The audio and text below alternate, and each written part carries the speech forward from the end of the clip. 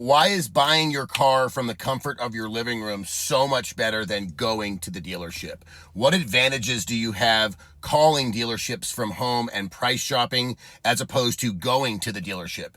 Do you have any leverage if you're physically there at the dealership in person? Stay tuned. If you're new to my channel, my name's Billy. I'm a car buying expert and I love saving you money at the dealership. Let's talk about the person that sees the vehicle on the way to work or sees the ad on a local dealership's website and says, man, I like that. That's a good deal. That seems like a good deal. I'm going to go down there this weekend and see if I can't wrangle me up an even better deal. If you just show up to the dealership and you haven't found out what an appropriate discount would be for the vehicle you're interested in purchasing, or you haven't found out what your trade value could be, what the current interest rates are, then you're really just shooting in the dark all the way across the board, and you could be given a terrible deal and you wouldn't know the difference. What are you going to do when you get there and you make an offer and they say no? Are you going to get up and walk out? Are you going to try and counter again? And what if they say no again? What if they go, no, we already told you no, this is the best deal. These guys right over here will buy the truck if you don't. So what would you like to do, sir?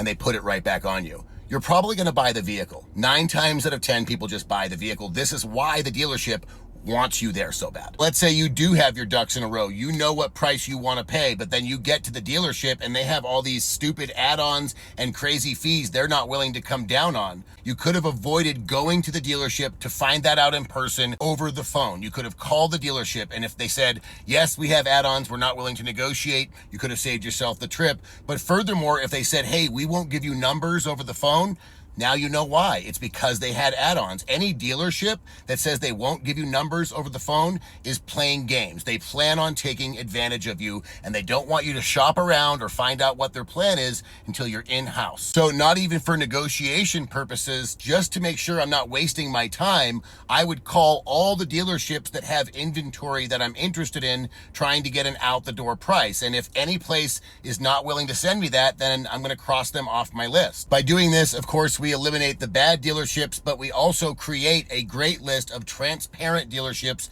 willing to send us pricing and negotiate over the phone. Now, this doesn't mean just because they're willing to send us pricing, they're not going to try and do dealership shit. So this gives us the opportunity to fully inspect the out-the-door number, get our financing set up, negotiate the price, do everything from the comfort of our living room with no pressure. If they say no, we don't have to get up and walk out of their office. We can just say goodbye and move on to the next dealership. So in my humble opinion, and guys, I do 60 plus deals nationwide every month.